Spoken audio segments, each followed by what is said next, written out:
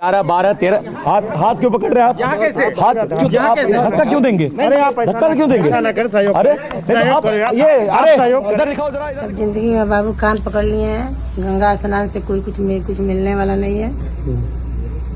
मन अगर साफ सुथरा रखिएगा ना, किसी को कुछ अगर मदद कीजिएगा ना, वही ऊपर जाएगा। महाकुंभ 2025 के भगदड़ में जितने लोगों की मौत हुई है उनको तो सीधे मोक्ष मिल चुका है, उनको तो सीधे पाप से मुक्ति मिल चुकी है। वैसे भी करोड़ों लोगों की मौत दिन भर में होती है। कुछ लोगों के हार्ट अटैक से मौत होती है, कुछ लोगों की मौत कैंसर से होती है, कुछ लोगों की मौत इलाज के ना करा पाने की वजह से मौत होती है। तो जाहिर सी बात है, जो भी दुनिया में आया है उनको तो मरना ही है। और जो गंगा के किनारे जिनकी मृत्यु होती है उनको तो सीधे मोक्ष मिल जाता है, पापों से सीधे मुक्ति मिल जाती है। ये बातें मैं कह रहा हूं, हो सकता है आपके जहन में ये बात खटके, आप ये कहेंगे कैसी बेवकूफी भरी बातें मैं कर रहा हूं। हो सकता है आप मुझे गाली भी दे, लेकिन ये बातें मैं नहीं कह रहा हूं। ये बातें कथावाचक धीरेन्द्र शास्त्री का है। ये बातें कथावाचक धीरेन्द्र शास्त्री कहते हैं। वो कहते हैं कि जिन लोगों की मौत महाकुंभ में भगदड़ से हुई है, गंगा के किनारे हुई है, उन लोगों को तो सीधे मोक्ष मिल चुका है।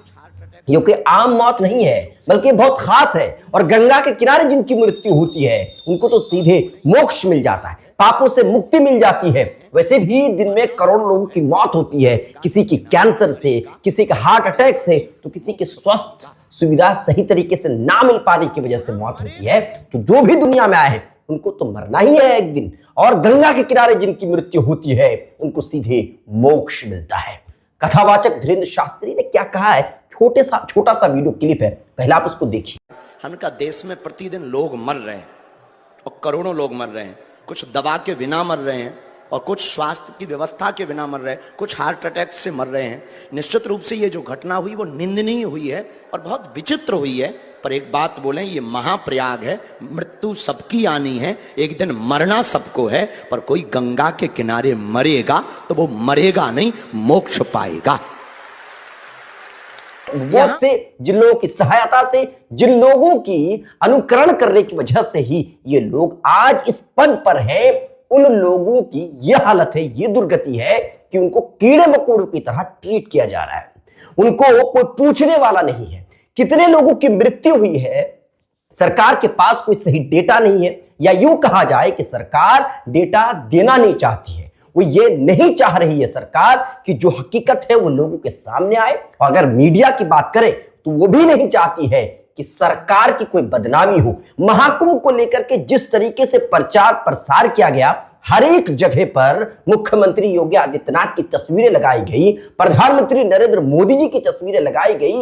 यानी कि अगर कहा जाए कि बीजेपी वाले इसको जिस तरीके से भुनाने की कोशिश कर रहे थे, लेकिन जब भगदड़ में लोगों की मौतें हुई तो उसको छिपाने की कोशिश की जा रही है। कितने लोगों की मौत हुई ये भी बताने की कोशिश नहीं की जा रही है। और ये कथावाचक धीरेन्द्र शास्त्री जी ये कह रहे हैं कि जितने लोगों की गंगा के किनारे मौत हुई है उनको सीधे मोक्ष मिल चुका है। तो आप क्यों नहीं गए? वीआईपी और वीवीआईपी कल्चर को अपनाते हुए आप वहां पर नहाने के लिए क्यों गए? क्यों आप इस भीड़ में कूद करके आप भी नहाने की कोशिश क्यों नहीं की? पैदल चल करके जिस तरीके से ये लोग 3 किलोमीटर 4 किलोमीटर दूर तक पैदल चल करके वो स्नान करने के लिए पहुंचे, आप उस तरीके को क्यों नहीं अपनाया? आपने, आप गाड़ी में बैठे शांति से आकर के यहां पर स्नान किया और आप निकलते बने। इससे पहले भी धीरेन्द्र शास्त्री ने कहा था कि जितने भी हिंदू हैं, अगर वो इस महाकुंभ में स्नान करने के लिए नहीं आते हैं तो सारे के सारे लोग देशद्रोही हैं। वो भी क्लिप आप देख लीजिए। हर व्यक्ति को आना चाहिए, जो नहीं आएगा वो पछताएगा, वो देशद्रोही कहलाएगा। ये समझ से परे है कि कथावाचक धीरेन्द्र शास्त्री आखिर ये किस बुनियाद पर, किस तरीके से वो ये कह रहे हैं कि जो हिंदू यहां पर महाकुंभ में स्नान करने के लिए नहीं पहुंच रहे हैं वो सारे के सारे देशद्रोही। कौन सा एक्ट लगेगा? किस तरीके से इनको देशद्रोही करार दिया जाएगा? क्या हिंदुस्तान के जितने भी लोग हैं क्या वो सारे के सारे महाकुंभ में पहुंचेंगे नहाने के लिए? और अगर पहुंच भी जाते, मान लीजिए 2 मिनट के लिए, तो फिर क्या होता? जबकि जब सारे लोग नहीं पहुंचे तब व्यवस्था इतनी खराब कि भगदड़ से कितने लोगों की मौत हुई है सही आंकड़ा ही मौजूद नहीं है। और अगर मान लीजिए सारे लोग पहुंचते तब क्या सूरत हाल होती? और ये किस तरीके से, किस तरह के कथावाचक है जो ये सीधे तौर पर कह रहे हैं कि जो लोग यहां पर महाकुंभ में जो हिंदू नहीं आ रहे वो सारे के सारे देशद्रोही हैं।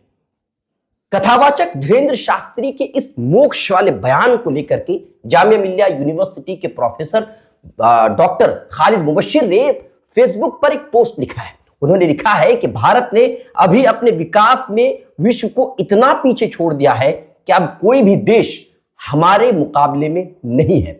इस विकास में से अहम भूमिका नाम बदलने की है। हर चीज का नाम बदला जा रहा है, यहां तक कि अब मौत का भी नाम बदल करके मोक्ष रख दिया गया है। मोक्ष इतना बड़ा विकास है कि इसमें अमेरिका, चीन, रूस, जापान और यूरोप कोई भी हमारा मुकाबला नहीं कर सकता है। मोक्ष के बाद हमारा शहरी हर तरह की पीड़ा, दुख, दर्द, गरीबी, महंगाई और बेरोजगारी जैसे अभिशाप से हमेशा के लिए छुटकारा पा लेगा। ईश्वर से प्रार्थना है कि वह मोक्ष दिलाने के लिए अनथक प्रयास करने वाले हमारे नेताओं और योगियों को शीघ्र ही मोक्ष प्रदान करे। आप समझिए कि जिस तरीके से यह बयान दिया गया कि जितने लोगों की भगदड़ में मौत हुई है उनको तो मोक्ष मिल चुका है। पता नहीं किस तरह की सोच के ये लोग हैं कि सरकार की नाकामी को छुपाने के लिए कितना कुछ और कितना गिर सकते हैं, कितना कुछ कर सकते हैं और कितना नीचे गिर सकते हैं। मीडिया वाले को जहां तक बात करें तो मीडिया वाले इस पर रिपोर्ट करने को तैयार नहीं है, सही तरीके से सही आंकड़े लोगों तक पहुंचाने को तैयार नहीं है। लेकिन जो लोग कोशिश कर रहे हैं उनको भी सरकार या प्रशासन दबाने की कोशिश कर रहे हैं। जैसे कि TV9 भारतवर्ष के एक पत्रकार ये मॉर्चुरी में पहुंचे, वहां पर वो देखना चाह रहे थे, वो दिखाना चाह रहे थे कि कितने लोगों की मौत हुई है, कितने लोगों की लिस्ट लगी है, वो दिखाने की कोशिश कर रहे थे। लेकिन प्रशासन ने उनके साथ बदतमीजी की और धक्के मार करके उनको बाहर निकाल दिया। 11, 12, 13 हाथ क्यों पकड़ रहे हैं आप? हाथ क्यों? आप धक्का क्यों देंगे? धक्का क्यों देंगे? अरे ये इधर दिखाओ, जरा इधर दिखाओ कैमरा। अरे कैमरे में हाथ क्यों लगाओ? कैमरे में हाथ लगाएंगे कैसे? ये पाकिस्तान है क्या? ये पाकिस्तान है क्या? तो इस तरीके से प्रशासन पूरे तरीके से इसको छिपाने की कोशिश कर रही है, किसी भी तरीके से सच को बाहर निकलने नहीं देना चाहती है कि आखिर कितने लोगों की मृत्यु हुई है। कोई सही आंकड़ा देने को तैयार नहीं है।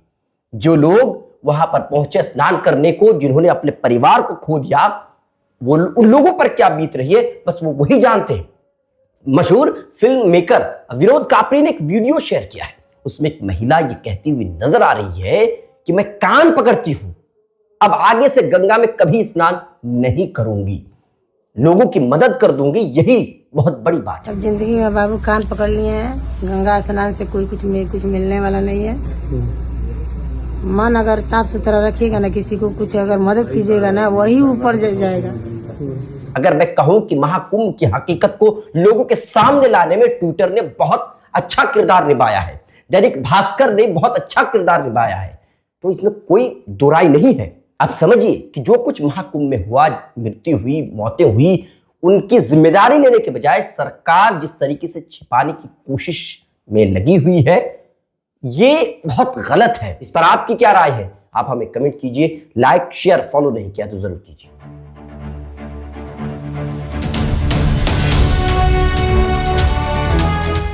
ट्रू रिपोर्ट्स, सच आप तक।